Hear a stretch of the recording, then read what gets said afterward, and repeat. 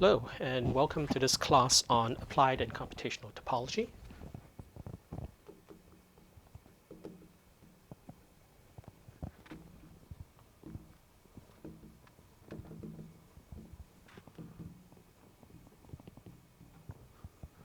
So this is going to be a graduate topics class, obviously on applied and computational aspects of topology. And so let me first say what I mean by that. So topology is primarily concerned with properties of some sort of object, which we call topological space.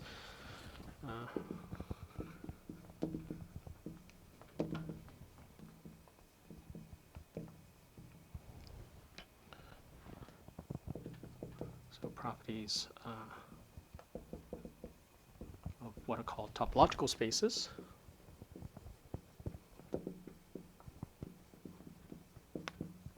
Okay, and we want these properties to be things which make sense even when you transform these topological spaces under homeomorphisms. So that's to say that they're invariant.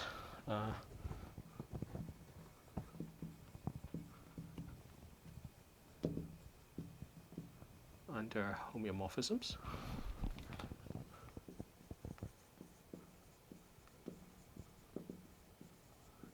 Okay, and homeomorphisms are basically continuous functions with continuous inverses.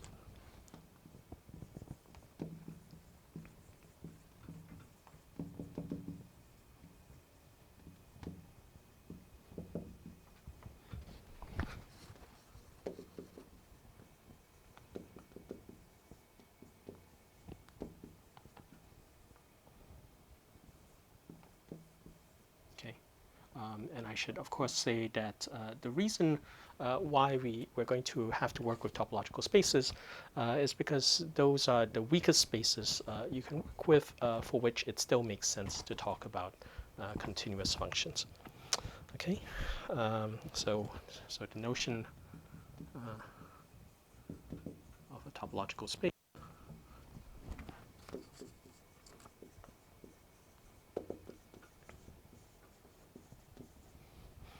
Right, is necessary here.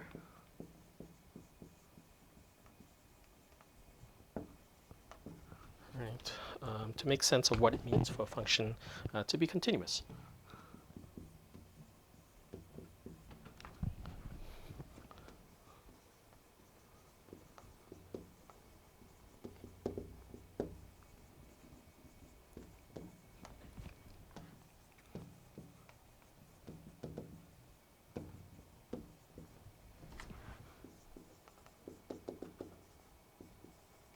So of course, I'm going to, as the course progresses, it's like more clearly define for you what topological spaces are, what are the properties of this, which then allows you to define, it's like what it means for a function to be continuous, and then talk about what some of these topological invariants are. Okay, but for now, I'm going to try to give you a high-level picture of what's going on.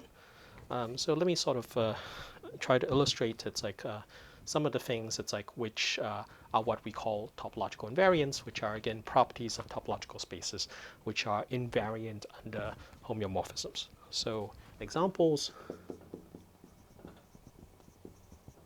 of topological invariants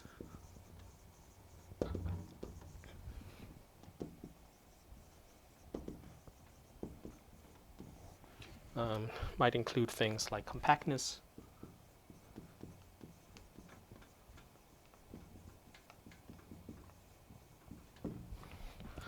connectedness, simple connectedness,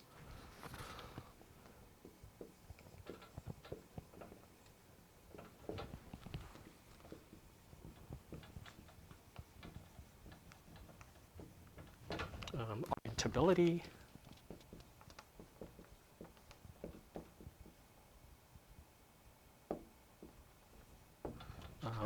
and things like homology.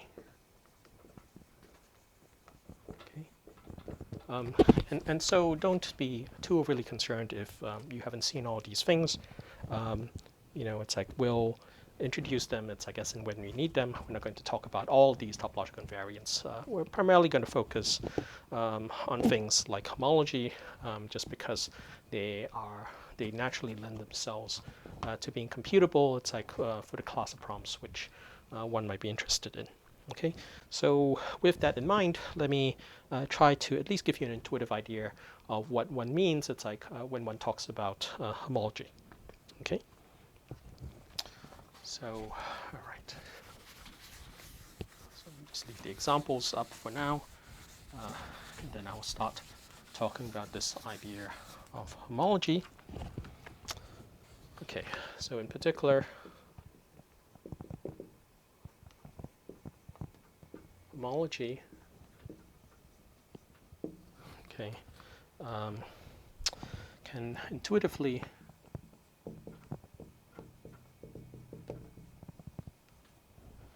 be thought of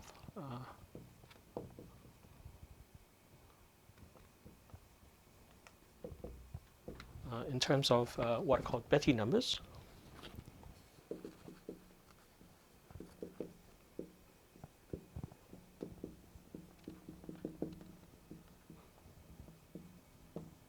Okay, and for those of you who've seen some algebraic topology before, for now I'm going to ignore the issue of torsion. So I'm going to ignore torsion for now. Right, and Betti numbers then have to do with the number of k-dimensional holes in some sense.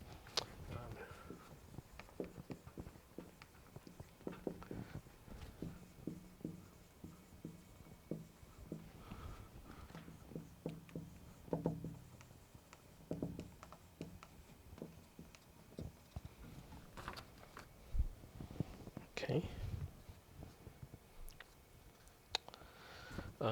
In an object, okay. And so the natural question you should ask then, it's like when I say k-dimensional holes is, well, what exactly do I mean by that? Okay. And so for the purposes of homology, it's like what one means, it's like by these k-dimensional holes are sort of a k-dimensional region. So a k-dimensional hole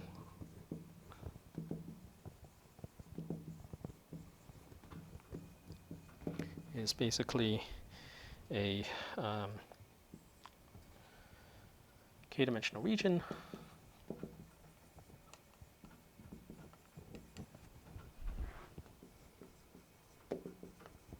with no boundary. Okay.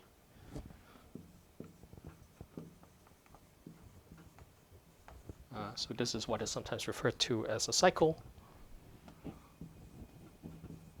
Okay.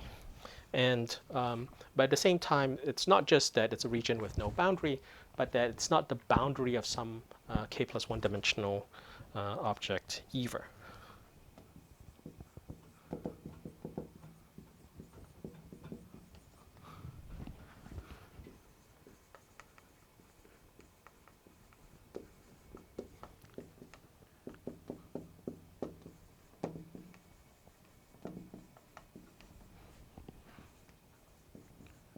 And then I should also say that the other thing it's like one does, it's like well, when looking at what are called homology groups, is that you also sort of identify k-dimensional holes which only differ by something which is the boundary of a k plus one dimensional object.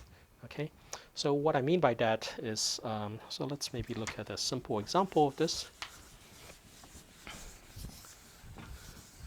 Okay, so let's look at a few examples of this maybe, so that we have some idea what we're talking about. So you can look at a cylinder, right, and imagine it actually is infinite. Okay, so so this is just S1, which is the unit circle. It's like in 2 dimensions across R. Okay, and so if you look at the one-dimensional holes in some sense, then it's natural to think of things like this, which encompass the cylinder as being a hole, right? So it's clear that something like this has no boundary. Okay, so it's a cycle. but it's not something which is the boundary of a two-dimensional object, because the natural two-dimensional object you want to have is something like this face, but that face is not on the cylinder, so it's not.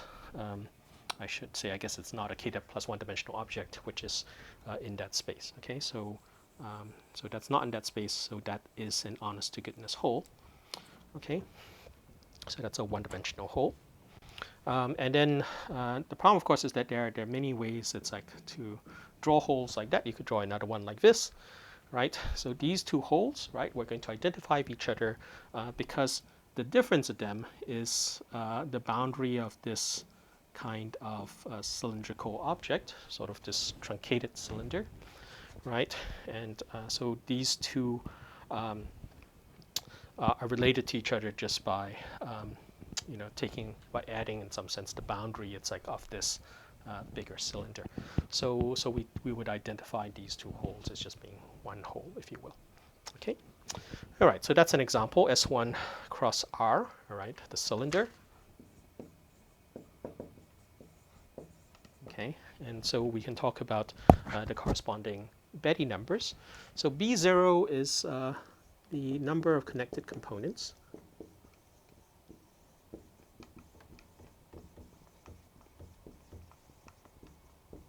Okay, and so that's going to be, you can convince yourself that that's just one.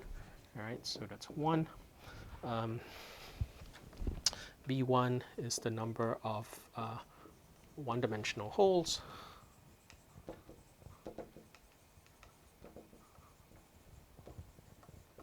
So that's again one, and then B2 is the number of sort of two-dimensional holes.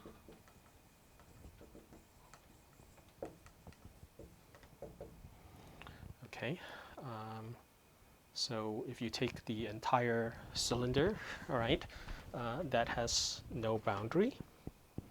Okay, but it's not the boundary of this high-dimensional thing as well, so that's one. Okay. All right, so let's maybe you know, draw this somewhere and then look at a few more examples. Okay, so I'll just put one here. This is the cylinder, right? Again, this is sort of the picture you should have in mind, but sort of infinite in extent, if you will. Okay, so this is just S1 cross R, and then B0 equals to B1 equals to B2 is equal to 1. Okay, all right.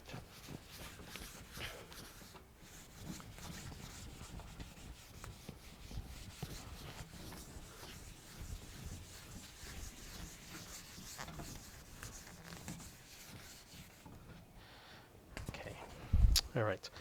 So there are other examples you could consider. Another example might be the two torus. So this is just what is called S1 cross S1. Again, the one spheres, it's like crossed with each other. Okay. And again, the two torus looks something like this. It's sort of like a hollow donut, if you will. And then the Betti numbers for these are B0 is again the number of connected components. That's 1. B1, which is the number of holes, it's going to be 2. And the idea is that there's a hole which is generated by a loop which goes around the donut this way, and then there's another loop which goes around. It's like just sort of, you know, this region here. So there are two generators, if you will. It's like of the homology, the one-dimensional homology. Okay, and then there's B2, and that is the number of two-dimensional holes. And again, it's like the whole object itself. It's like is what you're thinking of. So the number of two-dimensional holes is 1 here. Okay. So so again, you can sort of see that when compared with the cylinder, right, versus the two torus, you have slightly different Betti numbers. Okay, so let me sort of give you one more example, which is the two sphere, which is S2. Okay, So imagine something like this. And then the Betty numbers for the two-sphere, B0 is again the number of connected components, that's 1. B1 is the number of holes, one-dimensional holes. There are sort of no one-dimensional holes in this. You can sort of convince yourself that if you take any, it's like if you try to take any loop in this, right, on the two-sphere, any closed loop, right, then it's associated with the boundary, it's like of some region of the two-sphere. So it's not a hole in this sense, so that's 0. And then B2 is equal to 1 again. Again, if you take the entire region, that has no boundary, and it's not the boundary of a high-dimensional region because this is just a two-dimensional region. So B2 is 1. Okay, so what is the upshot of all of this, right? So we've looked at sort of 3 example spaces, and I haven't really formally, explained how you go about computing these things systematically, but hopefully at least you get some intuitive idea of where these numbers come from. Okay, and we'll discuss how to more systematically compute this. But for now, again, it's like these Betty numbers corresponding to the number of k-dimensional holes, it's like in the domain, are what we call topological invariants, which is to say that they remain the same even if you take this object and you were to smoothly deform them, right? If you would take a continuous map, right, with a sort of continuous inverse, and you deform this, it's like then nothing is going to fundamentally change, okay? And those topological invariants stay the same. Okay, so the upshot is the following. So since the Betty numbers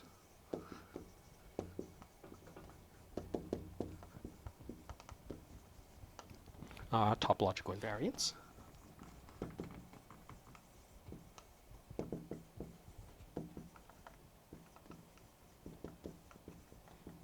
what this means is that they can be used to distinguish objects which are not homeomorphic, right?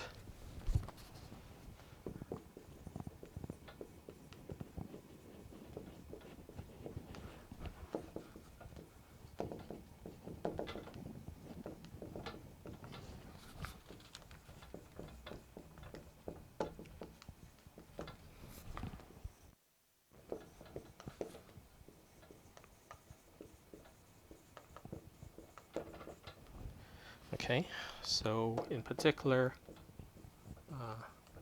what that means is that there does not exist a homeomorphism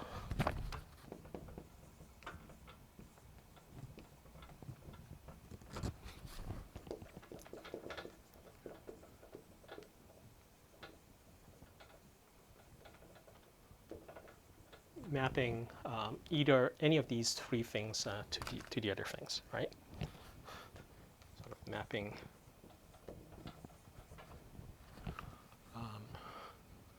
sort of the cylinder, the two torus, or the two-sphere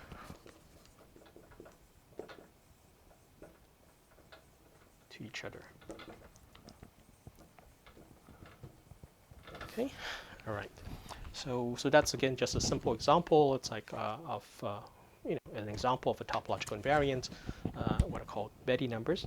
Okay, and sort of just an example of how they can be used to address the question of classification, right? So it allows you to distinguish between objects which are topologically distinct, if you will.